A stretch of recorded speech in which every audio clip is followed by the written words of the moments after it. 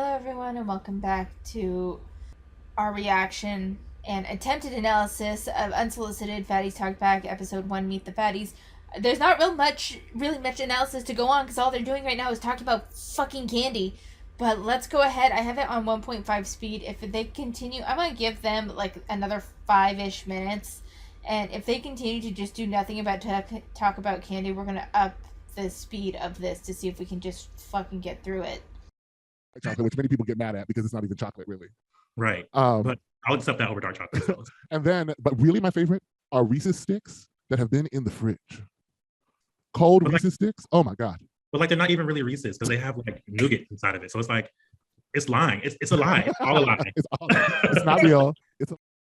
It's fucking candy that is rearranged with different formation. It's just fucking candy. It's cheap ass candy.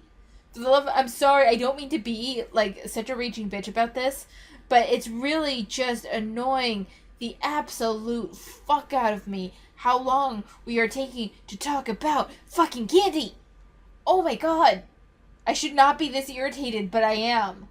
Oh my God. But I'm okay with that. I'm okay with like, I'll accept it. As long as we're like in the Reese's ballpark, I'll accept it. That's fair. And the thing that matters most to me is that despite all of our differences, no one said almond joys. So I feel very fuck not. Ever. I really have to make a confession. No, Jordan, you already like candy corn. You already like candy corn. It's always Jordan. I love almond joys. What are you doing? Almond joys. Specifically, okay, so almond joys. There is a Reese's Pieces type version. There's an almond joy version. And they're so good. I can't believe you. Thank you so much. Honestly, and it sounds like at some point soon we may have a candy spin-off podcast. Yes. So like, be prepared. I will not. If I swear to God, if I ever come across a fat acceptance one that's all about candy, I'm not fucking watching it. This has been painful enough already. Like, I don't normally get this pissed off over shit like this, but like, it's just like such a waste of time. This is supposed to be how you're putting your foot forward with your podcast, and you guys are just doing a shit-ass job spending so long talking about candy. Nobody cares. I want to hear the point. What was the point? You're like, this is all about fatties talk back. Y'all aren't talking back about anything. You're talking about fucking candy. I'm so irritated. Like... For that, it'll be called Fatties Talk Candy. Yeah. Like coming to a Patreon near you, if we're honest. Like that'll be our Patreon episodes. I have a friend who's like literally known as the Reese's guy on the internet. Wait, what? Yeah. How does one become known as the Reese's guy? He loves Reese's so much, and he wears Reese's clothing all the time. And Reese's then, clothing? Reese's has sent him branded clothing. Wow. This is not a podcast that's promoting my friend Andrew, but Deshaun, I will definitely we'll have to have him on to really just to get Reese's to send us candy. I want to be clear about what the purpose is. And also I would have to be very particular about what candy they can send me because they cannot just send me any of their brand because obviously I have discrepancies. However, I love him. I think he's magnificent. As someone who has owned several Reese's t-shirts and has had Reese's toboggans and like beanies, like I'm sorry, I've always loved Reese's and nothing. In fact, I did an entire podcast episode with Virgie Tovar talking about Reese's. So it's history, my love for it. When I fell in love with it, if I could, I would marry it. So there's that. I had no idea that y'all were out here standing candy. I didn't know that was a thing. Wow. Absolutely. Yes. I mean, I guess it's better to stand candy than like a politician. So the candy can't have opinions. So right. All it can do is taste good or bad. But obviously some people enjoy bad tasting candies too. So Okay. Haters, back off. Shall we talk back? I already see it. It's going to be absolutely like just the history, like all of the stuff that's going to be on our eventual Patreon, which I'm already speaking into existence. And maybe I'll cut all this out, but also probably not. It'll just be like random topic talks back, and that'll be how we handle that. So y'all let us know what you want us to talk about. And it's always going to be from a fat liberation lens. I don't care if it's baseball. Yes. I don't care if it is socks. Baseball. It could be taxes. We don't care. It could be taxes, for real. It could be cars. I got a lot of thoughts about cars. Okay, we should do an episode on cars though, because I have the worst car. I'll say it. I have a Prius compact. Oh, I don't fit in it, but I've had it. What, man? What? A Prius compact. There's so many outtakes from this episode already. Follows you whole. Like that is literally like when I had a Honda Accord, it was two-door, I think it was 2002. Literally, I would like I don't know if you've ever seen that video on Twitter of like a person impersonating a grandma, a Black grandma, and then she's like plopping down in a chair. That was literally me trying to get up and down into the chair and out of the chair because why is this car so small? Why can I? It's not working. Let's move into our main segment today, which is the reason that we originally all got together. And I want to turn it over. I was just about to speed this up again. 35 minutes in, and they are finally getting to their... Like, they spent 30 minutes talking about candy. Not even in an interesting way. It's one thing to talk about, like, the history of candy, or I guess. Like, I mean, there's ways to make candy interesting. I remember watching, like, how is it made, but there was a specific candy version of that show that I watched a little bit as, like, a kid. And I liked seeing how the candy was made and shit, but, like, that's the most interesting you can get. Like, candy isn't that interesting. It's not. I mean, don't get me wrong. There is one interesting thing, and that's learning how to fucking temper chocolate because it's fucking hard. But unless it's something that I'm trying to learn for myself, like how to temper chocolate, how to create this sort of candy, like, just talking about candy that I like is so fucking boring. Over to Mikey to talk about this really interesting Twitter thread that brought us all together. So at the end of July, the current writer for the Dear Prudence column put out a call for help from people who are, on the official phrase was who are on board with health at every size and fat liberation, because they received a letter from a writer who was feeling like they were on this wonderful like fitness health journey after moving to a new place, and they didn't have anybody to talk about this with. Just go ahead, Mikey, and read it. Yeah. Let's just read it, and then we can see what we're working with here because. Okay, gotta put on my advice column writer in voice. Dear Prudence, I just moved to a new city and joined a gym I'm excited about. I've been unhappy with my lack of fitness for a few years now. I have trouble keeping up with my fitter friends, and I have some body image issues that have been popping up more and more often. I really like this gym and the community they've created. I also absolutely love the workouts. They make me feel powerful and strong in a way I haven't in years. The problem is, quite frankly, my old friends in the city I just left. I know basically no one in my new city, so my old friends are a crucial social connection for me. They are very into body positivity and health at every size. This is great. I think everyone should feel comfortable in their bodies. But my closest friends make negative comments whenever I bring up my gym or how happy I am with it. They say I'm selling out and make disparaging remarks about how I represent the patriarchy because I've internalized messages about thinness. It's pretty upsetting. So before they finish, I just want to give my own 2 cents real quick. Sounds like you have shitty friends because, okay, you're moving into a new place. All the people that you're meeting around here are very fit and you want to be able to keep up. Completely reasonable to keep up with a social group. That's completely understandable and reasonable, I would think. Not only that, but you say you like that the gym community, there's been no talk, even from an FA standpoint, there's been no talk about doing it because you want to be thinner. You feel better than you have in years because you're working out. That's, so far, I don't see any reason why they would need to nitpick this person in particular, so I'm very curious to hear what they will say.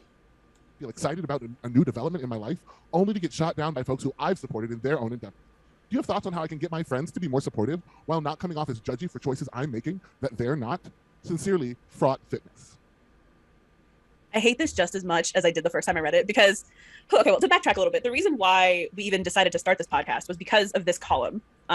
The current writer for Dear Prudence asked for help from the health at every size or fat liberation perspectives, but the actual response ended up being way more lackluster than, the dozens of people who responded to give sort of a fat activist or fat liberation lens to this specific write-in. And it was actually Artist Allie, who Allie Thompson goes by Artist Allie on Twitter. She's a fat activist, a writer, and she's also a YouTuber, and she really encouraged this gathering of people and this idea. So thank you to her because I really can't wait to talk about this with you guys. I just the sheer, it's the way that people assume that we owe thinness or like the search for weight loss or the constant like striving towards this very vague idea of fitness that really just steams the hell out of me. And so I'd love to hear your thoughts. I mean, I feel like the thing that like really like just hearing it back just now, like the thing that I was like, I hate this is that I'm like, it's not okay. I don't want to gaslight Fraught Fitness. I really don't. But I really I would love to be a fly on the wall during these conversations because I just feel that I don't know. I just feel like if someone's talking about their fitness, I'm just going to stop paying attention. And I'm not gonna be like, oh my God, you're selling out. Like, who said that to you? And it's not that I don't believe that someone said this to this person, but also I don't really believe that someone really said this to this person. Like, I feel like this is a misrepresentation of whatever the interaction actually was. Interesting, because I could say the same thing about some things that we've heard from the fat acceptance movement. But even so, if someone's talking to you about their fitness or something that's going on with their lives, I don't understand why that means an automatic turn off the brain for you. Like, that just kind of makes you a shitty friend. There are sometimes things that someone wants to tell you about that you're not particularly interested in. I do that with my own family. They'll be talking about, my sister talks about like the manicure appointments or the spa she wants to go to. I have no fucking fucks to give about the spa or her manicure appointment, but it's something that interests her and it's something that she's sharing with me. So I listen, just as she listens about this, me making these YouTube videos that I'm sure she doesn't give two fucks about. It's part of a social relationship. Sometimes you listen to shit that doesn't particularly interest you, but you want to support the person that it does interest them. That does not mean that you have to endorse everything, but like, it's exercise. It's not even like they're trying to get you on this weight loss drug or anything. They're not even trying to get you to exercise. They're just talking about their exercise routine that makes them happy. If they're trying out a new mode of fitness, I don't understand why that's something that you can't support. Like, was like my first takeaway from this. Like, you represent the patriarchy. Who? What are you even talking about? Like, what? Yeah, I think It's like they don't even know their own talking points. Patriarchy, as in unrealistic beauty standards, which comes from unrealistic fitness goals, which is perpetuated initially through people that are trying to better themselves, which, as you guys have said, is fat phobic. So if they are doing something, if they are exercising as which you guys call fat phobic, they are also trying to further a body hierarchy, which is perpetuated by diet culture and unrealistic beauty standards, which stems from the patriarchy. That's been your whole line. That's been the whole line. These are the mental, it's like they don't even remember how to do the mental gymnastics that they've put forth before. Like, there's this whole line of loops and connections that you have to make to get there. And they, even themselves, in this moment, are recognizing how absurd it sounds, but I've heard FAs make these points. it like on reading it, the last line is, how do I get my friends to change, and not how do I like learn to engage with my friends in a way that feels good for all of us, right? And I think that that's really telling. And I felt really complicated about this. They are literally shaming them for exercising. The friends are the ones that need to change, not OP. This letter at first, because like I felt really complicated about this, because I'm somebody who, like, I'm a fat person, and I'm also a person who has who's disabled, right? And who has learned that exercise has been really helpful for me managing my chronic pain. But I also had to work really hard to decouple that from weight loss and diet culture, right? And like had to, and it's a constant struggle, you know. Anytime as a fat person you enter the gym, this is always my experience, like the assumption that I was there for weight loss, just like everybody like approached me that way. And I'm like, no, I'm actually like, I'm here for like my own goals. And like I see that a little bit in Fraught Fitness's letter, where they're like, there are some things that like I am uncomfortable with or unhappy with or dislike about the current state of my body. You know, they name really specific things about not being able to keep up with their friends and so forth. But it's really telling, like, the language that they use about their investment, you know, and naming these people that they can't keep up with as their more fit friends or whatever. Stuff like that is it. Well, I mean, how would you want them to phrase that? Clearly, they can't physically keep up with their new friends, which means that these friends are likely fitter than their old friends who are in the body positive community and apparently view exercise as some endorsement of the patriarchy. So how did you want them to label these new friends? These are the fit friends. These friends are fitter than OP currently is, and likely more so than his old friends or her old friends or what the fuck ever. I just it's pissed me off a little bit. It makes it really clear that this person does have some sort of investment in weight loss and thinks that it's neutral or even good. And they said nothing about weight loss. They said nothing. If they're talking about their fitter friends, their fitness comes from your ability, your stamina, and your ability to keep doing something for extended periods of time without getting tired or winded. They said nothing about weight loss, and the fact that you equate fitness with weight loss is your issue. That's not everyone else's issue. You're not going to try to put fucking thought crimes into this and saying that it's diet culture and whatever the fuck else you want to think it is. And I'm sorry that I'm swearing so much. Them going on for 30 minutes about candy brought my patience down to 0, so I have no patience left for any of this. I'm just like, y'all are putting a lot on this person that they did not fucking say. Isn't willing to like hear a critique of that, right? And expects their friends to just get on board, which is of course like the struggle that all fat liberationists expect their friends to. They're not asking their friends to join them with exercise. They had said that they are talking about this with their friends, and their friends are harassing them for exercising. That is the issue. It has nothing to do with trying to have their friends get on board. Their friends owe them a level of politeness as a friend. To a certain extent, they owe OP a level of support, and since they're not giving OP that support, I wouldn't necessarily want to stay friends with them. I understand that it is your big social connection, so you're not ready to let it go yet, but the truth is that you are growing away from these friends. You have been exposed to new activities that they don't endorse. So you either kind of have to, my advice to OP is that you cannot convince people, you cannot get people on your side through pleas alone, through any sort of, if they wanted to understand, they would make efforts. They don't want to understand, they don't really care. And the truth is that you should probably just keep neutral topics on the table, since you want to stay in this friend group, but look on broadening your social horizon, since that's really important to you, in your new space with your fitter friends, and see if the the gym that you're at, that you're experiencing a lot of positive things around. And once you've built up that community, just slowly fade away from that old friend group. Or you can be like straight and to the point and say, you guys haven't supported me, and I'm very happy where I am now, and I feel like our interests are no longer aligned.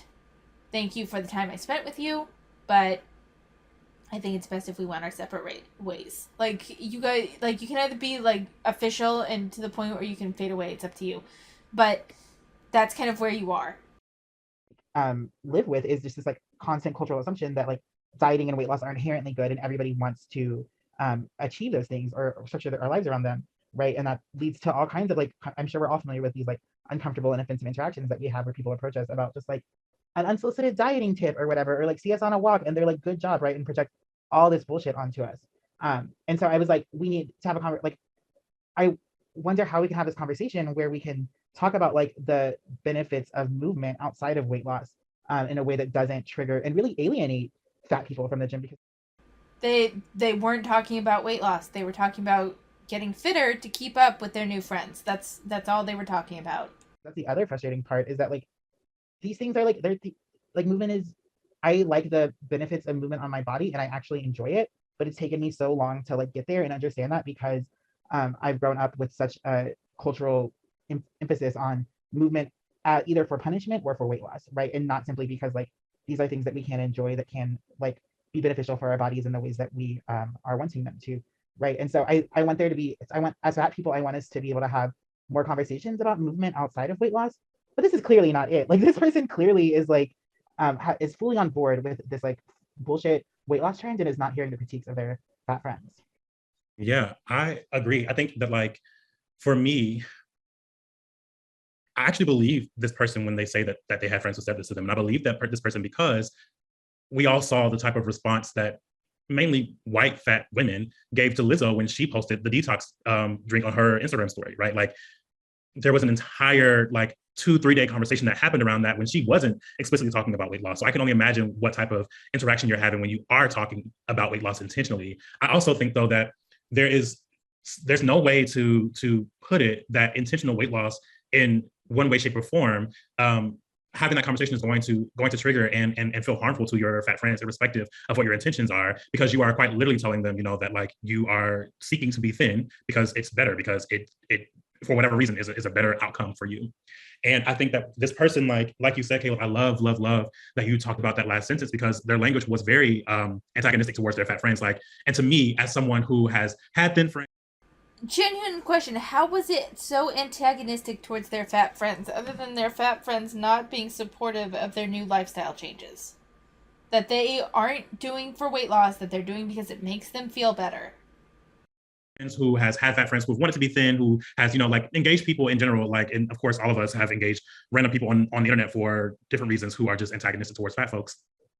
I know like how these conversations usually do go, right? Where it's always the fat person is to blame and fat people's feelings don't matter around these issues, and like you're being extra, you're being dramatic, or this is like an unnecessary response to like my personal journey. But I don't think that people actually start to think about how their personal journeys do play a significant role in the general systemic upkeep of anti-fatness, which is not to say that you can't do what you want with your body, but it is to say that what we do with our bodies do not have consequences for other people around us, and people who are not around us, right? Like, and so I think that, yeah, one of like the biggest things that I have been hounding on, and like I've been doing a lot of work around and research around since I started writing my book last year, was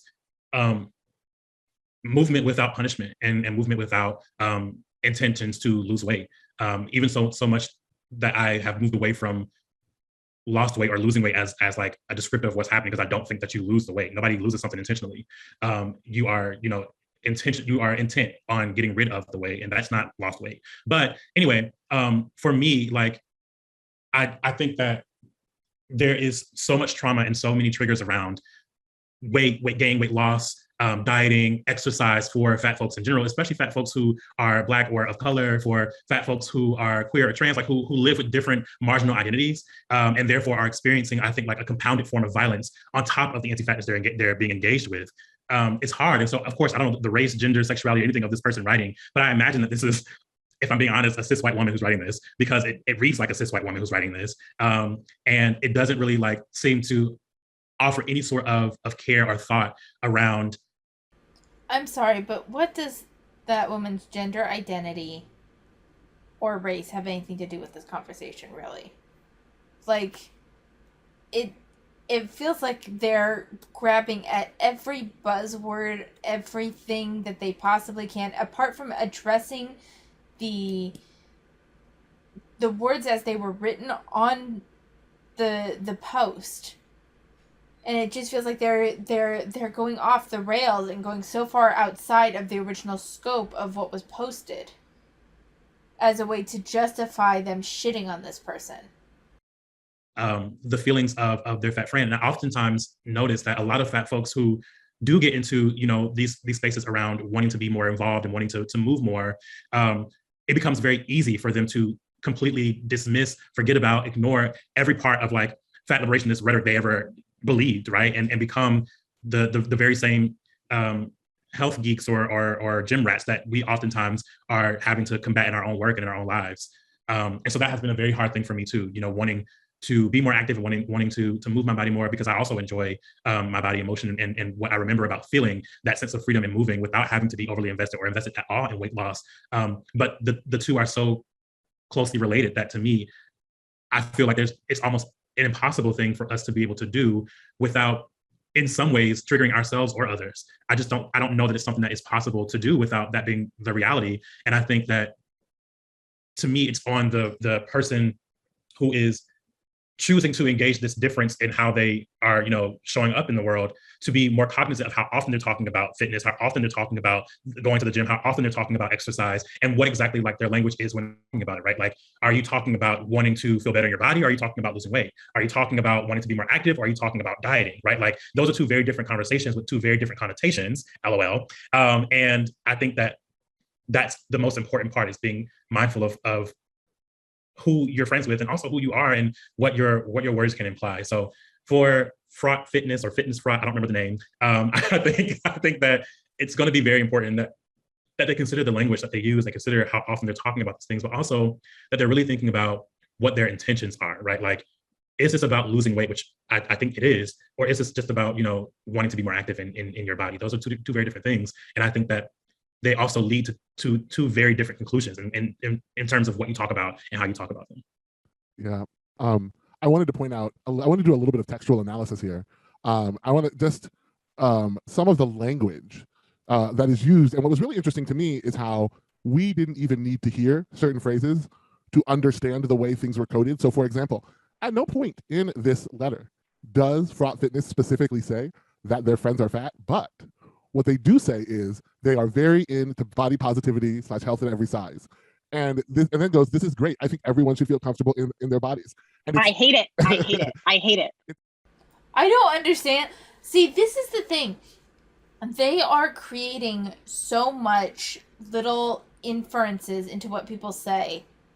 It's thought crimes and it's paranoid is what it is. This person has said nothing about whether their friends are big or not. You assume because their friends are part of part of the body positive movement that they're fat. That's what, because most of us know that fat acceptance has taken over the body positive movement, and a lot of the ones, especially the body positive people that would have issues with exercise in any capacity, are likely those in the fat acceptance movement and are likely bigger. Them saying that didn't say shit about the people themselves. You guys are saying, oh, it's coded, it's whatever, you're putting thought crimes on people is what you're doing. This is full on thought crime. I'm going to say that you are, and this is how we get people thinking that others are bigots, not through any words that they said, but through the inferences that the person listening has made. I didn't get any implication necessarily, other than that the body positive friends were not very fit. I made an assumption that those friends are also probably fat because of the fact that those friends are in the body positive movement and against exercise. I made an assumption that those friends are fat, but that was not implied by the OP, therefore I could not infer it. Does that make sense? You guys have made assumptions, not inferred anything that the OP implied. Not decoded anything that the OP coded. You made assumptions. I hate it. It's so telling to me that those phrases are paired with each other. This concept that the only people who could be into this could be people who needed to feel comfortable in their bodies as if they didn't already. Contrast this with the fact that at the same time, Fraught Fitness has already talked about the fact that they don't feel comfortable. But was body positivity not about being comfortable in your own body? That's the way, even if you try to go with like the FA idea of what body positive, we're going to put that aside for a second. Can you guys not acknowledge that the mainstream idea of what body positivity is about being comfortable in your own body, no matter how it's shaped or what it looks like? That has been the general overarching cultural message of body positivity. Yes or no? In their own body, yet do not make the connection because they're already distancing themselves from their friends. The other thing that's really fascinating to me just about this entire column is that it is framed as a question that has Prudence stumped.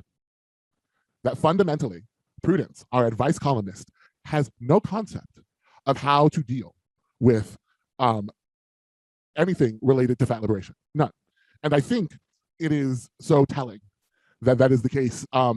That in some ways Prudence is actually like giving the truth to the lie, that like it's not that this isn't a thing that we need to deal with as often we are told in our spaces. Oh, this isn't a big deal. Why are you making such a big deal of it? Stop being so sensitive. All of these things that we're told, right? Like Prudence, like they know. I guess it's Janae. Really, honestly, Janae Desmond Harris. Sure, her name is not Prudence. Like knows this is not a simple conversation. But then it does the incredibly violent thing of just throwing this question out and letting anybody who wants to answer it with no care for how that might be engaged. And specifically, Janae literally leads in her tweet with, friends shouldn't antagonize friends is clearly part of it. Once again, immediately putting the responsibility on Fraught Fitness's friends to change instead of asking Fraught Fitness to consider what their viewpoint is. But Fraught Fitness is just doing what's best for them, and their friends are passing judgment on them.